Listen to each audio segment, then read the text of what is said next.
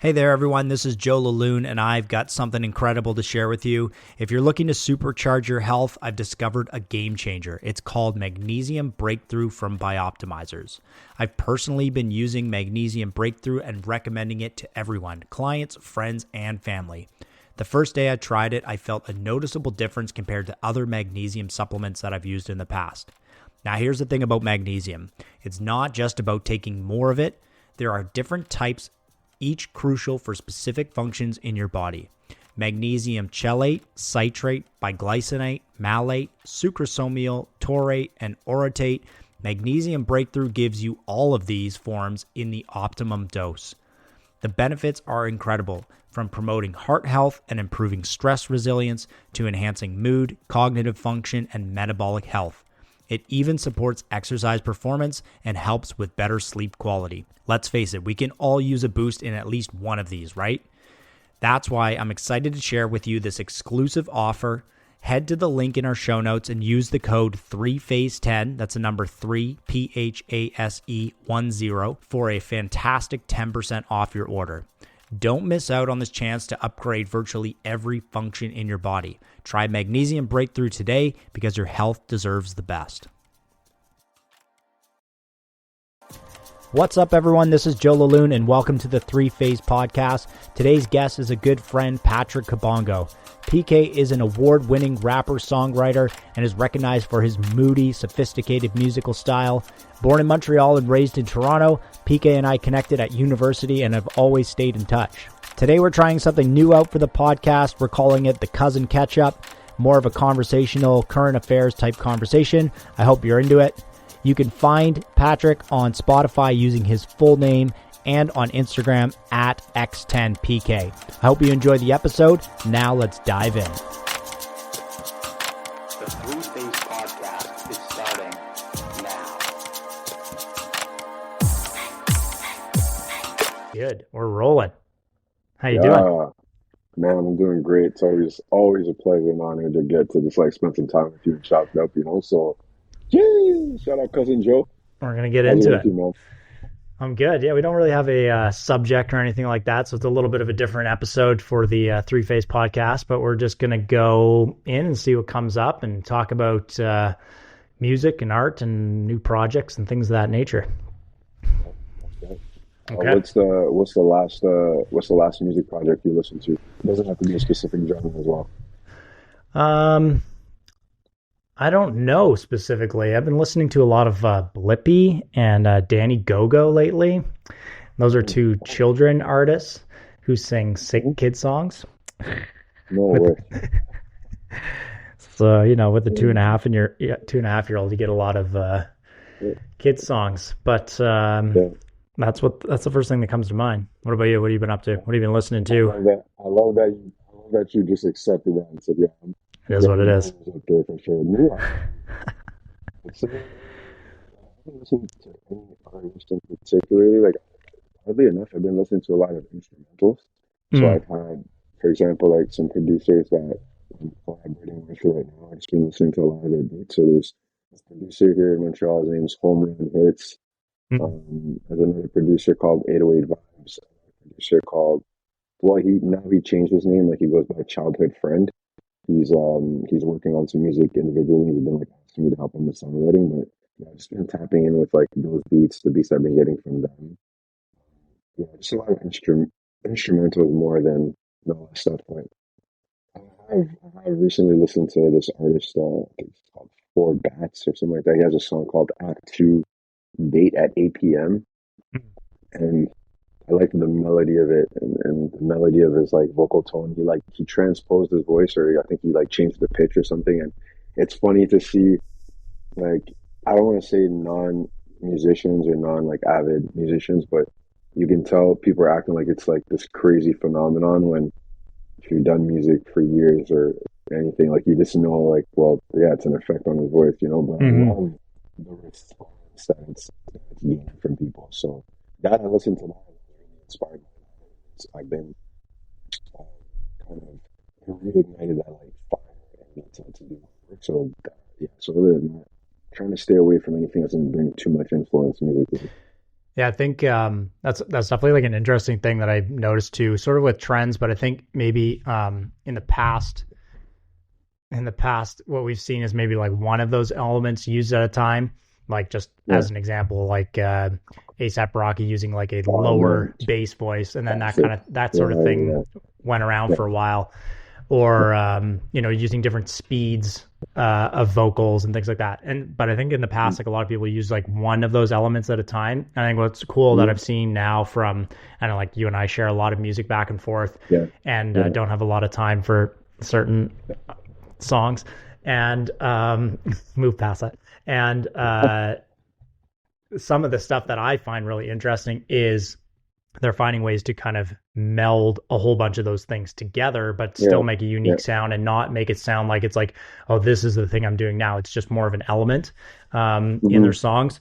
And I was just kind of looking at the last few songs that are, or like artists that I have saved in my phone as like liked Yeah, music. And the yeah. one that I sent you like a little while ago that I thought he was like such an interesting sound is Yame. I think that's how you Mm, say it.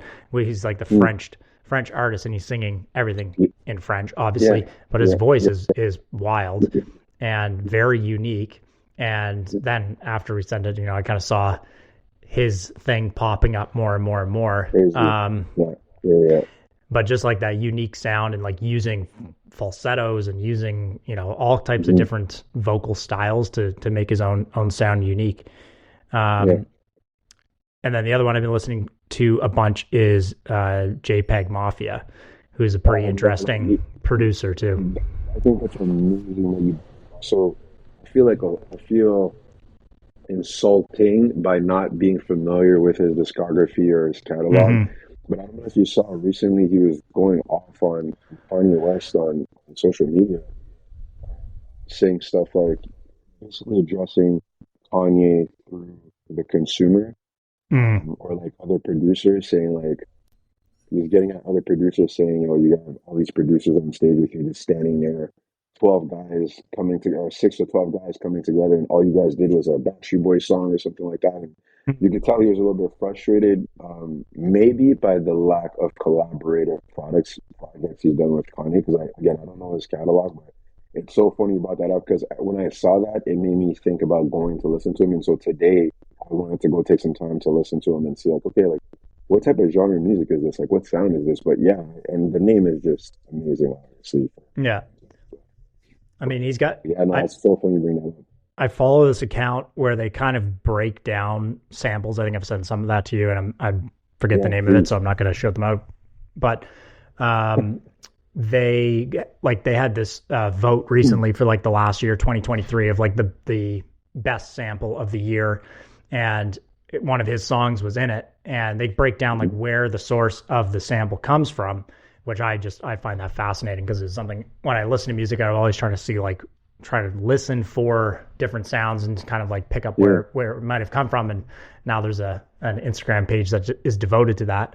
And yeah. they were going through some of his, and one of the ones like one of the categories was most innovative sample, and the one that he won for, he had used like a Japanese commercial, a Japanese anime, and and No. two other things that were like when you listen to them just outright, it sounded, it's like just a commercial. It sounded like nothing. Yeah, And then yeah. he worked with it, chopped it all up, rearranged it, put drums and everything to it. And then I think it was a song that he had done with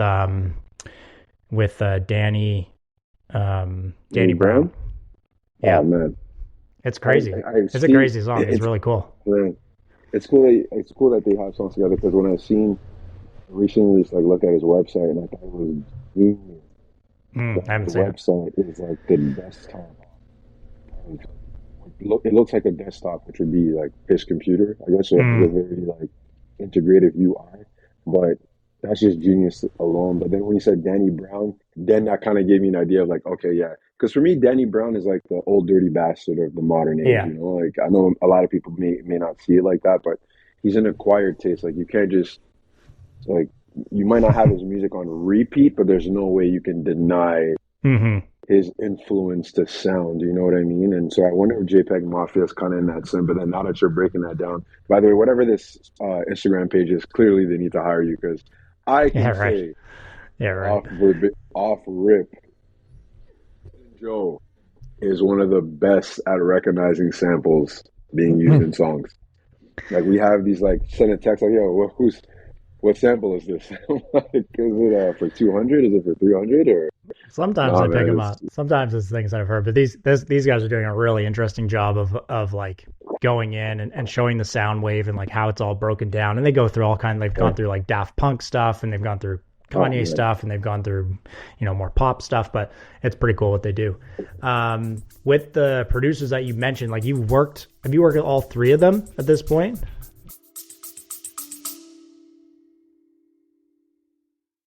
I'm always looking for ways to improve my performance in the gym and my performance in sleep. And one thing that I found that really helped me with that was Magnesium Breakthrough from Bioptimizers. I've been using it and recommending it to everyone, and the results speak for themselves. It's not just about taking more magnesium, it's about getting all the crucial types in one dose. With benefits like promoting heart health and improving stress resilience, it's a game changer. Use the code 3phase10, that's the number 3, PHASE10 for 10% off your order. Don't miss out on this chance to upgrade your health today.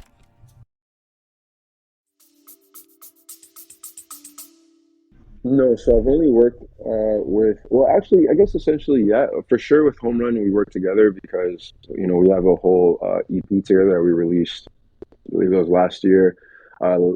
last spring. And he's just become, he kind of, I keep saying it's like him, 808, and another producer named Ken 24 or Ken from 24, like they like saved my career, like they introduced me to another type of sound, challenged me to try things differently and just to really stay and hone the sound itself and not just like get caught up and, oh, this artist is doing this and it sounds like that. That sounds cool. Let's try that. It became more about like references have become my greatest friend. You know what I mean? Like doing demos and references and all that stuff has just been like an amazing feeling. And so even with that, there's this aspect of like working with Home Run, kind of get this like very R&B feeling, and then working with 808, it's kind of like a mix of the two, like a little bit more trappy, a little bit more like R&B-ish, but then it also has a little bit of, I don't want to say hyper pop, but it really has like a cloudy feeling to it, which I've never been a fan of in the past, and I was really happy that I had a chance to start diving into that. And like even with the song Norface, it has more of that sound. And then Mm-hmm. with Ken, it's more like very gospel-ish, like very grandiose, celebratory. It's more of a phenomenon type of music that I make with him, and then with Childhood Friend, with him, it's an interesting case because we're essentially trading trading traits, if that makes sense. Like he's really helping me with the whole like production aspect, like collaborating with him on certain records, and then I'm helping with songwriting. And man, these guys are like amazing producers, and obviously there's a lot of other ones too that I just haven't had the chance to connect with. But those are in Montreal, at least. Those are the guys that I really like propelled me to like the next level. Yeah, one thing I always found, like you said this to me a while ago, where you, like, I think I was asking you, like, what have you been listening to lately? And you're kind of like, Mhm. not like you're a bit hesitant, and I didn't know Yeah. why. But this is something you've said a few times where you're like, I don't really like to be overly influenced by other artists. Mhm. Which when the Yeah. first time I heard you say that, I was like, okay, I don't really know why you wouldn't want to be, Yeah. but as longer I've known you, I understand this journey of like you really should take like rapper out of your name and it should Mhm. just be recording Yeah. artist, Yeah. especially now. Exactly. Um, Yeah. and because what you've always worked towards is developing your own sound. And Yeah. I do agree, like since you started working with, especially those three guys, that is, Mhm. and we've talked about this at length before, but it's just like, Absolutely. it Yeah. just kind of became this like escape velocity moment where it just went Mm. boom, like, and you could see the response 100%. from other people, which isn't, maybe it's not what you're striving for, but to get the Yeah. feedback loop that it was like all right, Yeah. this is what people are interested in. And what's nice about that is it's like true to you. Yeah, exactly. But it's also, you're right. Like I don't look for that validation from other people, but like you're a prime example of hearing that from you, like that observation and that realization is important because you've seen my progression from university to when Mhm. I started making music to when I started making it a career, you know? So you have a better, you can pinpoint the, okay, yeah, this definitely is different. Like, for example, you know this, like Wiz Khalifa, Lupe Fiasco, Kendrick, and ASAP have been my, like, the most foundational aspects of my music. You know, it's like, okay, how can I, how can I not rap like Kendrick, but how can I address topics like Kendrick? How Right. can I Wordplay like fashionably Lupe, Lupe wordplay like Lupe, like what is the energy like fashion? Can I Wiz. attack fashion like Wiz? You know, and then so my performances were always Mm-hmm. inspired of like, oh, watching Wiz Khalifa's day to day vlogs, and it's like, okay, Mm-hmm. cool, like, and so I just try to blend all these things, and as I got like as time started passing, I realized, well, I can't be that, like that. There's so many parts of that that take away who I am as an individual, you know. So Yeah. like I said this like previously too. It's like my music now. I look at it as stamps of where I'm at in my life, you know, and Mm-hmm. the productivity.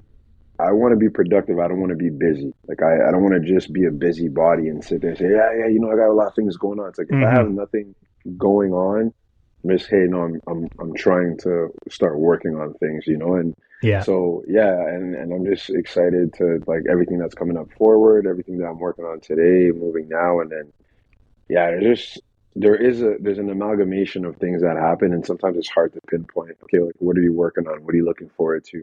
I just love Mm-hmm. the. I'm just in love with the process so much now that it's. I don't really care about like the follow up results and stuff as much as I used to. Yeah, I love that. I think too, like the idea of it being a timestamp is really kind of critical because it does lock into what you're currently interested in. And I always love like the check-ins that we do, or if I Oh message man, you and yeah. we'll kind of say like, what are you up to? Looking for that like busy answer. Oh, I'm so busy. But Hmm. sometimes those answers have been like, I'm spending a lot of time writing right now, Yeah. or I'm spending a lot of time watching movies right now, or I'm Hmm. spending a lot of time exploring jazz music right now. Yeah. Yeah. And Shout out to you for that, man. That was wow, my boy.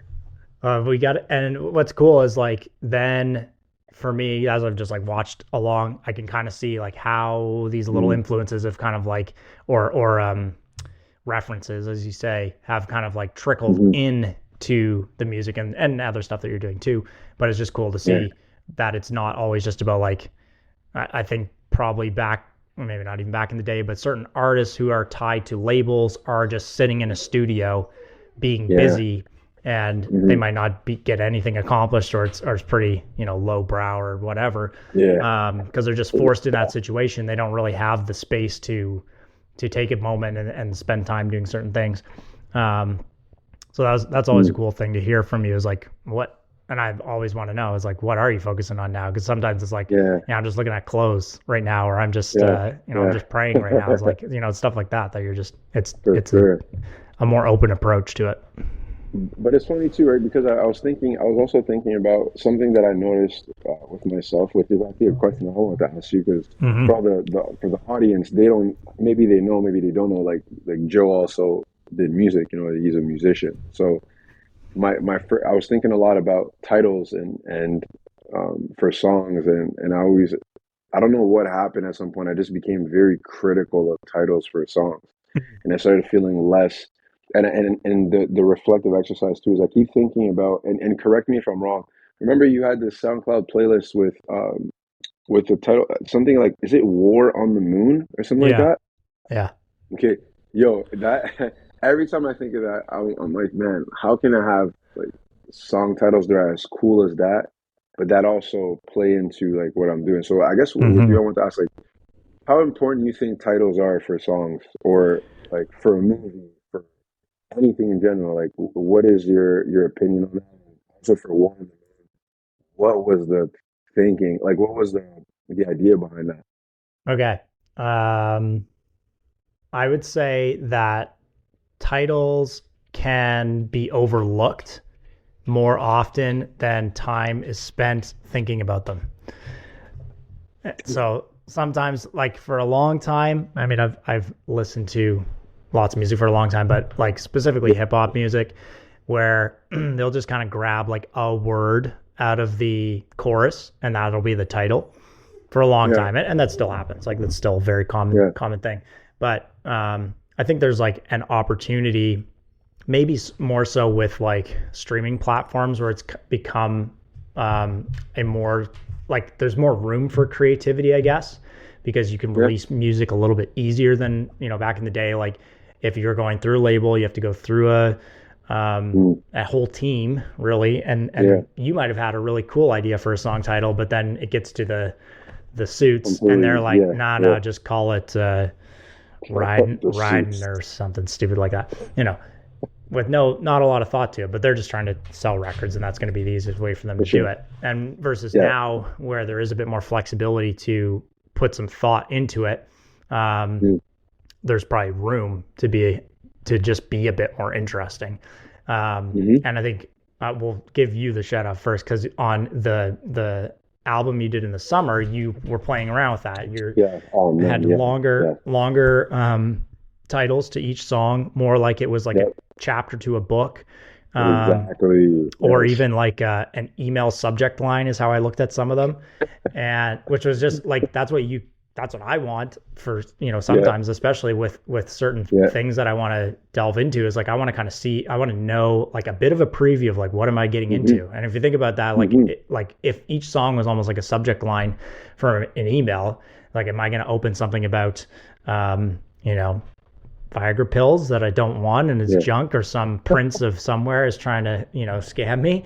Or is it like, this is your friend sending you love, and that's the title? Well, okay, I'm going to click on that because I know who that is, and that's a bit more interesting. And this is your friend sending you love. That's a dope title. Use it. Use it. I'm letting you know I'm using that. Time stamp it right now. 18 minutes in this interview, I'm time stamping it right now. So I think there's room. And then later, more recently, Andre 3000 did a similar thing with his flute album, where he didn't have words, and so what he wanted to do was give sort of a synopsis of what he was, either like a conversation he was having or some subject matter that they were discussing while that song was being made, so that you kind of have an insight into like this other layer of what was going on, which I think is a cool idea too. Obviously, he particularly takes things to an extreme end, which is it's always good to have those people in industries that are going to push the envelope and make people kind of like try new stuff out. But you did it first, so there. But I think I won't take prop for it. I'll give it to the 1975. The 1975 are really motivated. Yeah, I love them as a band. So their genius is nice. Yeah, and I think when you do start looking at other genres of music specifically, you do see some other interesting things like that, because there's just maybe more space for it, and people are more open to different ideas when it comes to stuff like that. 100%. Whether it's like album titles or album art or names of songs, or you know, all that kind of, even like the sounds that they use are a bit more broad. You know, they'll pull different stuff in. Go ahead. No, sorry, I forgot. Yeah, I was going to ask you. The War on the Moon title, it actually is like a kind of a flashback also to university. So, oh my God, Warwick, who lived across the parking lot from me, who was also a DJ at university. So I also DJ'd at university. And my last name is Laloon, which is not quite the moon. There's an extra letter in there, but for, you know, phonetic sake, it sounds like the moon. Yeah. And our other friend, his last name is Warwick, so I took the beginning of his name, War, and the phonetic of my name, which is Moon, and made it War on the Moon, because we kind of like chit-chatted about doing like a collaborative DJing thing, and we did do that a lot. Like I would open for him, and you know, we did stuff like that, and we were kind of playing around. So we never did anything with it, but I just always had it in my head, and I was like, it's a pretty sweet idea. And then the movie Ad Astra came out, and this is I think I think Brad Pitt is in that movie, and I'm gonna look it up to make sure that I get that right. Yeah, you are right. And you got it there, and they are at one point, like the graphic that I used on SoundCloud. Hopefully, not too many people go searching for this. There's a scene where they're in these like lunar cars and they're like shooting laser guns at each other. So that's the image that I kind of stole and put that on my that SoundCloud page. So those two things together. Okay, that's so nuts that like because you thought this a lot earlier than the movie came out. No, because I think the movie came out in 2019. If I'm not mistaken. Here, this is the image. Okay, yeah, okay. Yeah, okay. And then, when did that? It's interesting. It came out in 2019, but yeah, I thought about it like a while, Yeah, way probably before. 4 years, 3 or 4 or 5 years before. That's what I was saying. But I just kind of always had it in the back of my head. I have a bit of like a elephant brain for stuff like that. No, 100%, man. There's I was having a discussion with my brother-in-law and well, actually both my brother-in-laws.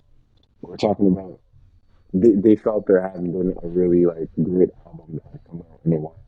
So we're having the discussions of like what we thought top 5 albums are. I wanted to ask you like what's your top 5 albums like, and in no order in particular because I think the order always kind of takes away from that. Like, what would you say is your top 5? Sheesh. I needed that question in advance. All right. I will say, in no particular order, these are just how they came to mind. And I like doing that where I won't put too much thought into it.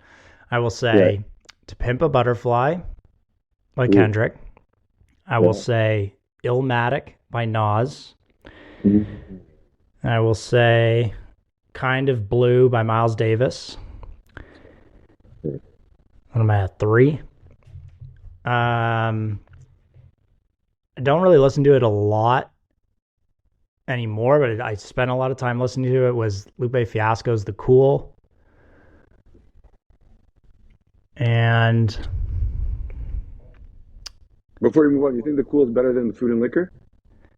Yeah, I think it's more like I also listen to that one a lot too, but I think The Cool has a deeper concept and he carries it through the whole thing. Yeah, okay, agreed. Okay, agreed. Man, I'll come back with a fifth one. I'll think about it. I would like to hear your top 5 now. Put you on the spot. I would say if I go off base off like not thinking about it too hard, I definitely want to go with the Eminem Show. Yeah, like there's no way I can't put that in my top 5. I want to put it. It's by a band called Acceptance. The name of the album is called Phantoms. I don't know if they're in. I don't want to call them indie pop, but I'm going to say they're indie rock band.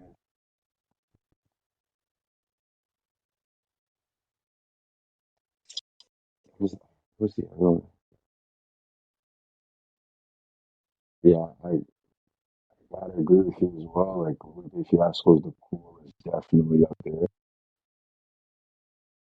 I want to put what's his name?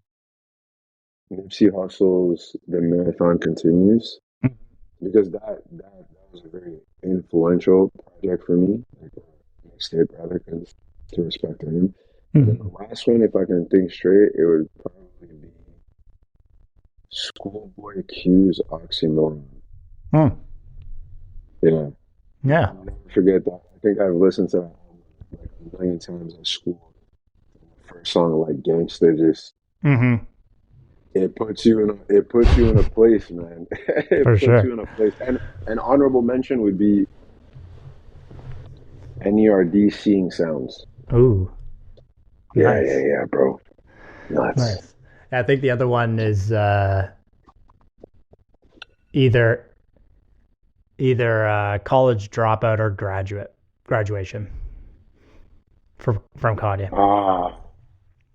I also spent a lot of time listening to those too.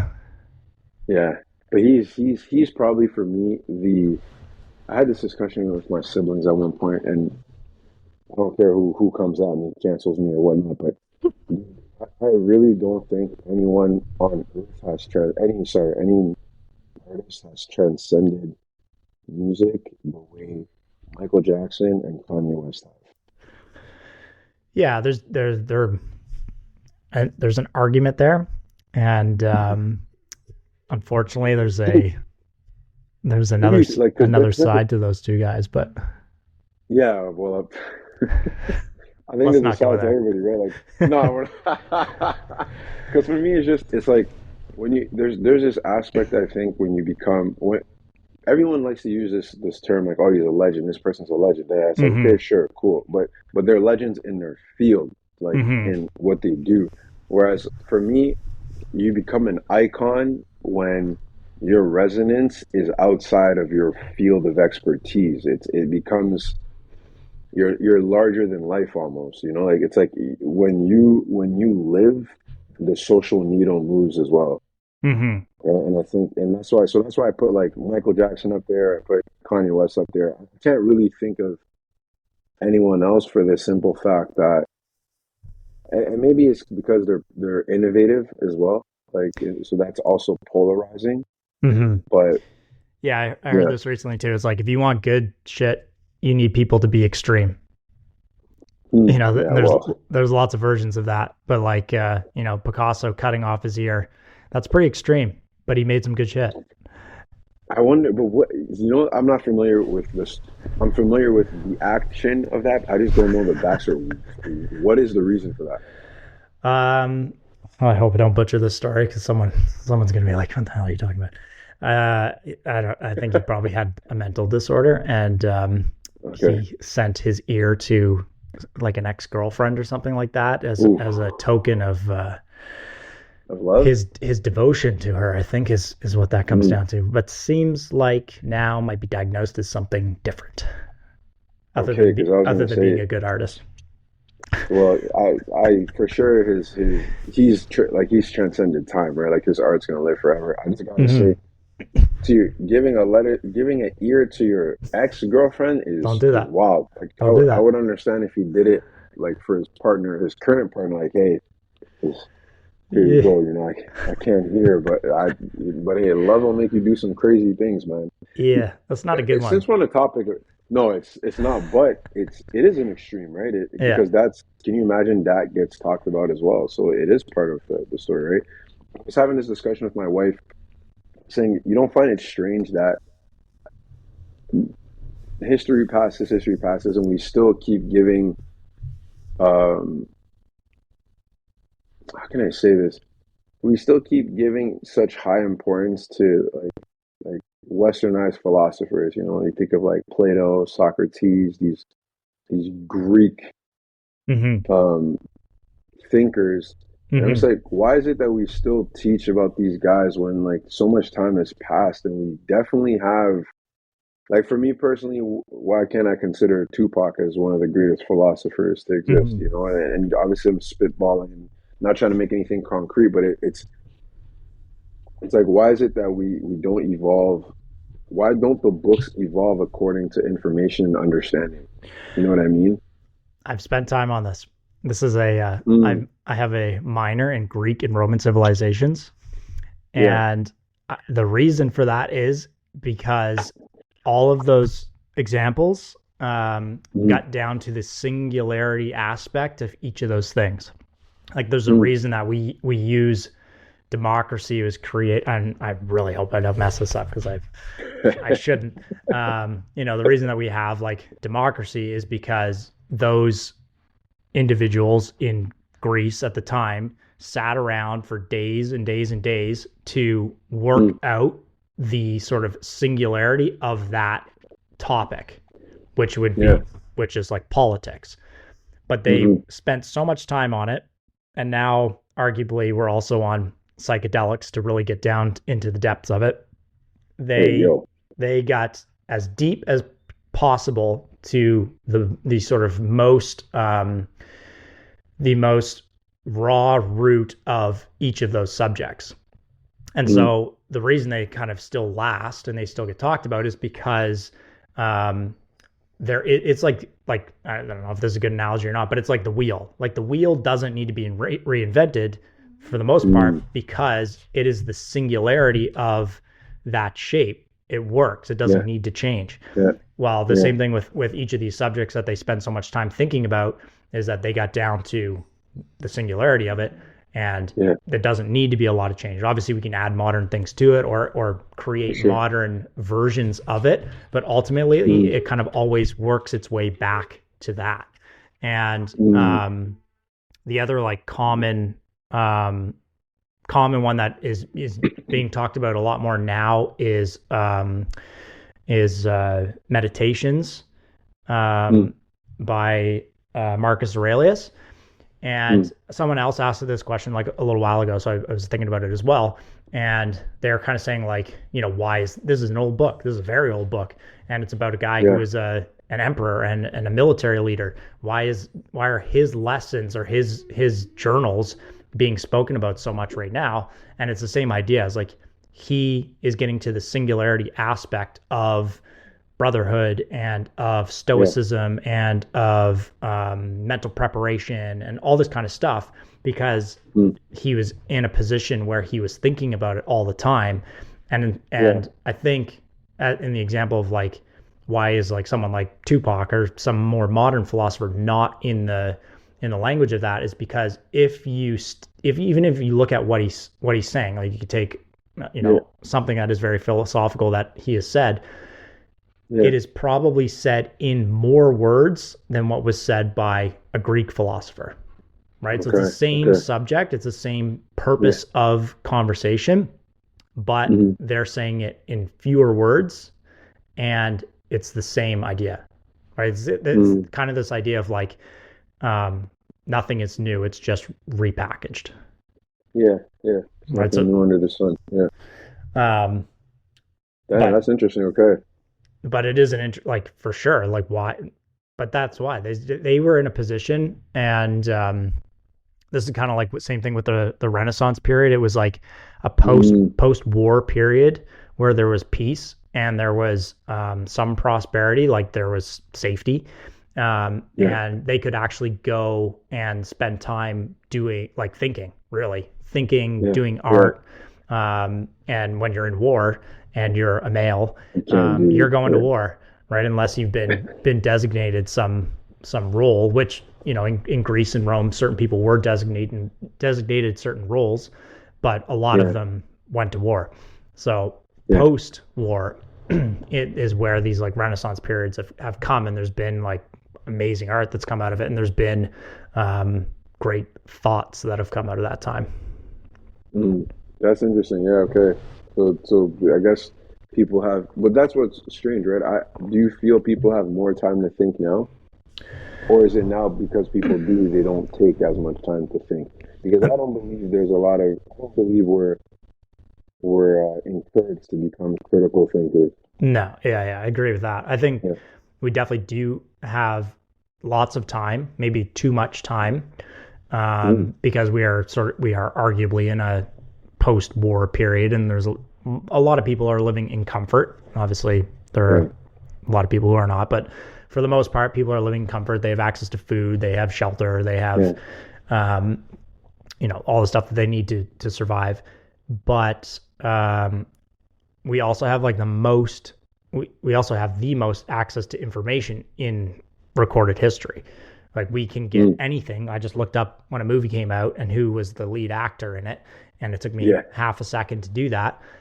So we have unlimited access to information, which I think for a lot of people can also be a barrier because it's like information overload or like paralysis by analysis. It's like, where do I look? What should I look for? And I've with my personal training stuff, I do work with lots of younger people too. So I ask them these kinds of like questions like that, and a lot of them don't really know what to do, almost because there's like too many options.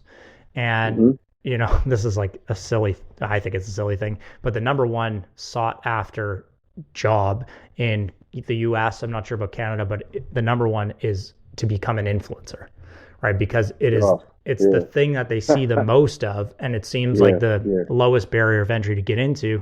You don't really have to do a lot to get into that role. There's not a lot of like pursuit that has to take place to get there. No, you're absolutely right. You're absolutely right. But that's the you need for me. You don't need training for it. You don't need an internship for that. You can just couch jump on and you're an influencer, you know. But Yeah. I think it's cool to be able to create self-sufficient or self-dependent or independent rather entrepreneurs.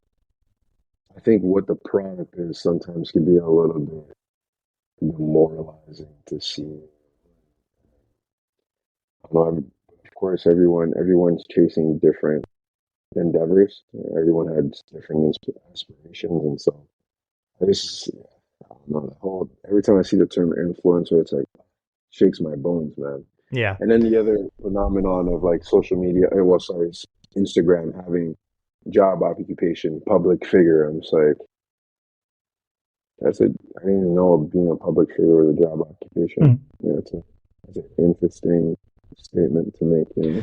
So, Yeah. And then the other part of that is that, there's kind of saying now that the situation we're in is potentially engineered by foreign competitors to kind of put us in this situation where even though we do have more time, we could be spending it, making progress on anything. We're spending more time like bickering with each other, arguing on the internet, making silly content, consuming endless content, playing games, whatever. But there's not a lot of high pursuit. And there's now some arguments that is an engineered thing. And there are some things that we know that are being influenced to kind of push certain conversations, narratives, things that we see on a regular basis, it's just distracting. And I even find for myself, like I was recently, like yesterday or this morning, I was spending some time just trying to think about something specific, like kind of meditating on it. And I recognized that I was getting distracted by how I could present the idea that I was trying to think about, which is even just that little break of trying to like relay the message before I even know it is distracting, right? It distracted me from thinking about the thing that I was trying to think about. And that's kind of like now like a program thing for a lot of people to be going through their day-to-day life or working on something and only thinking about how can I turn this into content, which has been a bit of a struggle for me with what I do on a regular basis, like training wise and sort of like health coaching wise, is that I find myself, I get caught, and I'm sure you do too. Like you get caught in these loops of like creating content for the sake of content, just to like stay in the algorithm or like stay present. And especially with music now too, it's like I saw a clip the other day that it was like an artist was like, I feel so silly trying to like make relevant content in order to promote my music, but it's something that I have to do. And her comparison was I forget who it was specifically, the other artist that she had mentioned, but she was like, can you imagine, like Elvis on TikTok being like, I think I just made the hit of the year, and then playing the song, which I think is a popular sort of a popular TikTok trend at the moment. So she was just saying like how it seems silly to be in that loop of like I gotta always be creating content all the time just to promote the thing that I'm doing. And for me, what I typically like, what I've been working on sort of in the background is finding ways to make content that is relatable, usable, and doesn't take away from the other things that I do. So that's been a bit of a challenge, and not getting caught in that loop of the algorithm. Yeah, I think everything is algorithmic now, right? Like, and of course, I keep thinking about Reboot. I don't know why, but everything is so algorithmic. It's like you're presented like AI, or at least like you said, whoever's engineering these things has created a system that is made literally tailored to make you think you thought of something. Yeah.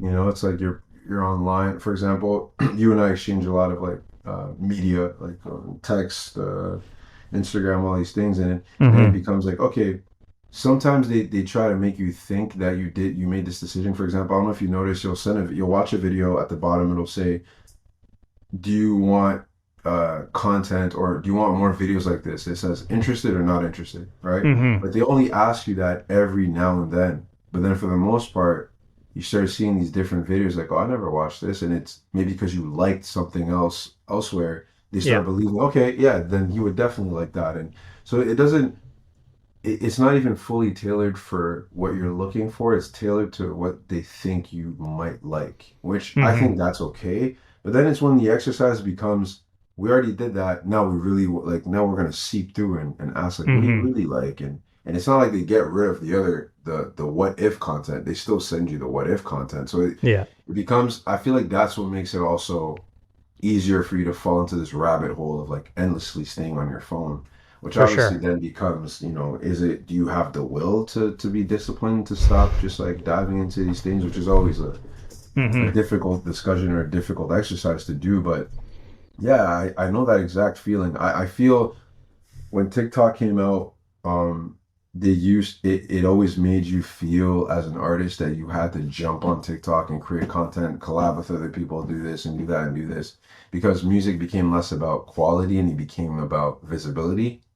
And then, then I was fortunate to do the collaboration with TikTok, and then I started seeing things differently. I was like, okay, I don't even actually have to do this. Like, I could just post things that I want to post and create an algorithm for myself that people might, might not like. Is it maybe at this time of the day that I have to post it? Is it this type of hashtag I have to use? Because then it becomes overcomplicated, right? And it's so exhausting. It's so exhausting trying to stay up on it. That's the thing. So I think for me, it's yes, there's definitely, look, there's no recipe other than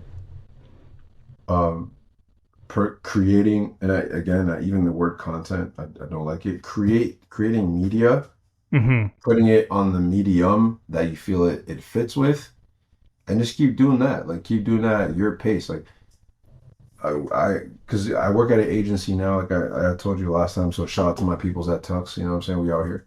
But we did work for some company, which I'm not going to name, and I found out, like, some companies will post like 3 times a day.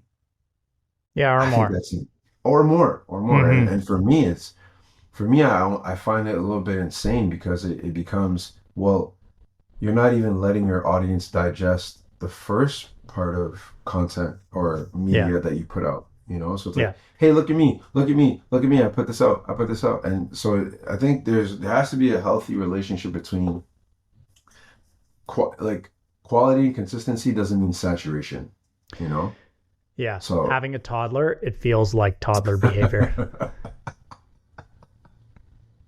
I can't wait till I'm able to relate to that. Which kind of speaks to what you see as content. Yeah. No, 100%. Right. 100%. It is just attention grabbing. Yeah. And I think what I kind of want to circle back to with, like, for you is a question, like, growing past that, do you feel now less rushed to come up with the art that you're working on? Absolutely. Because I think there's an artistic aspect to creating content that I think needs to be acknowledged. Like, I can't disrespect the people that are able to create like and lengthy content, right? And edit it themselves and generate some form of push for it, and then they chop it up in pieces and then repost the continuation. Like, I have to give credit where credit's due. But for me, I have a mental schedule already of how I want to post, and I'm not going to share that here because, I don't want anyone in the audience to try to steal the sauce. But but I often pray a lot about like how I need to do things, and then I have these moments of clarity where these things are revealed to me, and it's like, okay, I'm gonna post this day, this day, this day. I'm gonna post this week. I won't post this week, and I'll just use the same post I have. And then I see videos about guys who post or people who post things, and it's motivating to see. Okay, so you mean I can repost videos I've posted before. I don't have to do this whole like create new content. Like, oh, well, that's a new thing. Like, that's amazing, you know. And then just working at the agency, like I'm learning a lot more about 3D design. I'm learning about really like just the art direction and creative direction that I can and take, right? And you know me, like I love humor, so I try to have a little bit of humor, respectful shock value, and then also being very thematic about the content so that it's more natural to me. Like you're not gonna see me do a video about like, oh, let me try to copy this dance because I don't dance anymore. Like if it was me back in the day, sure, because I used to dance a lot, you know, like from my adolescent years to like young adult years, like I used to dance a lot, so I would do that. But now I have this very, I almost feel like a conductor, you know what I mean? And I don't know if you're the one that said this to me. That like I don't know if you're the one that said this to me, but someone told me when I was venting about how I think this was like maybe 7-9 years ago. I used to vent a lot about wanting to be famous. It's like, oh man, like what is this person doing that I'm not doing? And oh man, I should be as big as them and blah blah blah. And then I remember someone said, well, I don't know if it was you. I feel like it was you because it sounds like something you would say to me, but it was just the individual was expressing to me, well, if you're doing it for that reason, chances are it's not going to come when you want it. Like if you're doing it for the right reasons, you're going to figure out how to get more exposure, how to get more visibility and land where you need to land, not where you have to land, but where you need to land and where your fate will take you. And then the thing that was said that stuck with me till this day was, remember, even the conductor has his back turned to the crowd. And it just like, that made so much sense to me. The aspect of the leader, the chef d'orchestre, who's directing this entire symphony, this extremely incredible composition, doesn't see the acknowledgement. He gets it, but he doesn't see, or she. Yeah. The first response they're going to get is the crowd cheering or booing at the end. It wasn't you who said that, but I like it a lot. You know, and I was just like, whoa. So yeah, I just changed my whole perspective on creating content. And then when you go from the music aspect, from like videos and all those different things, I don't feel rushed at all because I've been working so hard on that. Like even now with the next songs that I'm releasing, like I already have every song that I want to release already. Everything's already done for it. Now I'm just sitting back and just thinking of, okay, how can I promote it? Where can I promote it? Who can I work with? Like, is it a PR agency? All these different things. And then there's something else that I'll share with you that I had this discussion with my agent and discussion with like some of the guys at X10. I don't want to do shows anymore. Like maybe next year, but this year I just really don't want to do shows. Yeah. And it came from a Instagram story that a friend of mine, his name is Half and Half, he's a rapper, and he was just going off. And I don't want to say going off, but he was venting how he felt it was crazy that some Toronto artists were charging like $25 a ticket for a show. And as he was expressing this, his opinion on it, his perspective on it, I was sitting there and I was like, it's true, you know, and at the same time, an artist is probably charging that much because they need to recoup something. They're trying to, you know, put money in their promo. Yeah. They have to pay rent, buy food. But then that's the same argument for the person who's being asked to come to the show. I mean, if I get $25 here, I could buy bread and milk with that. Like, maybe not, and also maybe not in this economy, but you're kind of thinking like, okay, I want to do this, I want to do that. And so I remember just having a moment like, you know what? I don't even want to do shows right now. So what I'll work on is creating activations where it could be more of an experience. Yeah. So if you're paying for more than just the music, you know what I mean? Yeah. Do you know the artist Oliver Anthony? No. He kind of just took off the last like year, I think.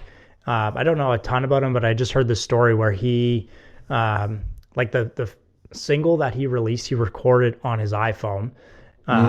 He wrote it, sang it himself. It's like very like deep blues, very raw, but it sounds amazing. Yeah. And he's very much a man of the people. and 100%. he has no record deal or anything like that. He's been offered a lot since that single came out, and he's turned it all down. And he was doing a show somewhere, and he had committed to like $10 a ticket or something like that. Yeah. He's got I don't know, he's a million streams probably easily. Yeah. And I think the venue hiked the price up like a day or two before. It was like tripled the price or like, you know, whatever. It went up a lot. And he had reached out on social media, and he had just said to like his fans, he was like, unfortunately, I have to cancel the show at this venue because I'm not going to do a show at this point for this amount of money. That's not why I'm in it. And he is someone who his whole story is interesting. So hang on, I'll try to circle back to it. Yeah, so he canceled the show, and I think he ended up, if I remember correctly, I think he ended up hosting it somewhere else for free. He's like, this is not what I'm in it for. I don't want to do it for that reasons. I want to just like share my music and my message and the art that I work on and whatever. But it's a good example of like someone really sticking to their guns and, you know, holding the line on it. And I think his backstory was like, he was like rock bottom and sort of just, and kind of said like, had a prayer moment and just said like, if you give me an opportunity, I will devote the rest of my life to you. And it was like that. He had the moment, and he's all in on it. Yeah. Check him out. I should know more about him because he's got a really interesting. JPEG Mafia and Oliver Anthony, I'm on it. Don't you even worry about it. Because it's just that, right? There's I guess it's that, like, I'm not saying I don't want to make money. I do want to make money, you know, and I keep telling people too, like, I had this discussion with my boy, Chris Henney. He was like, you know, P, I personally believe you're probably one of the hardest workers I know. And I was like, no, I know a lot of harder workers than me, you know, because it's such a subjective thing. He's like, no, I'm not saying you're the hardest worker in the world. I'm saying I know. And he's saying, and we had this discussion, who works harder, as an artist, right? Because we were talking about music and all that stuff, and he goes, is it harder? Is it someone who chose to, like, oh, I quit my job, I quit this, I did that, and I started doing music full time? Or is it the person that works a 9 to 5 and still finds time to do music and still be able to like produce it at a consistent rate, at a quality rate, and be able to like look back and have the accolades, or at least accolades that someone who would devote their entire time to would have? And it changed my whole perspective, man. And it was funny because we had this conversation last year, and at some point in 2022, I think towards the end of 2022, I told myself, my goal is to be able to do music and still have a 9 to 5, to have some form of income that has nothing to do with my music. And you can make residual income as well, like, you know, invest in stocks. Yeah. Like, that's something that you should be doing, of course. But I'm fortunate to be in a new field that I have no experience in, at a place that I love. Like, I love the staff, I love my colleagues, friends, and I love the work I do. So it's, why wouldn't I keep doing those two? And so far there has been no challenge, you know what I mean? Yeah, that's good. I think as long as it's something that you like doing, like if you're like really doing some job that was beating you down and you know, whatever, sweeping the streets or something like that wasn't something that was super enjoyable for you, and then you were trying to, you know, be creative at the end of the day, that would be a tough combination. But I think for you specifically, like doing something that also fuels like energy for you is like a good energy input. Like spending your time around creative people, being a creative person, is sort of self-fulfilling. So it will help give you more energy, give you more ideas, and then you can take that and spin it into the other thing that you like doing, which is making music. But for some people, you know, I think that scenario is unique for you, where you can balance and do both, and having sort of the diversity of both is great, right? Being able to do multiple things like that and stay on point with it. And I don't know if it's like a hardworking thing necessarily, because I kind of broke down this distinction for myself too, and the idea of like where you said, I don't want to be busy, I want to be productive. Because I think a lot of people get caught in that loop too. Like, everyone is busy, and being a health coach, when I first meet someone and they're not doing the things that they should be doing, and they know they should be doing it, the first excuse usually is like, oh, I'm just so busy. It's It's like, dude, we're all busy. Everyone has their own version of being busy. And using that as like a scapegoat right off the bat is not a good one, right? Because it's not real. It's not real. There are opportunities in your week where you could be doing things that are positive for yourself, and that doesn't have to be wellness. It could also be making music, or it could be whatever. But anything. But the scapegoat of being busy is also something I think I was chasing a little bit too, and wanting to be like occupied all the time, and just doing stuff for the sake of doing stuff.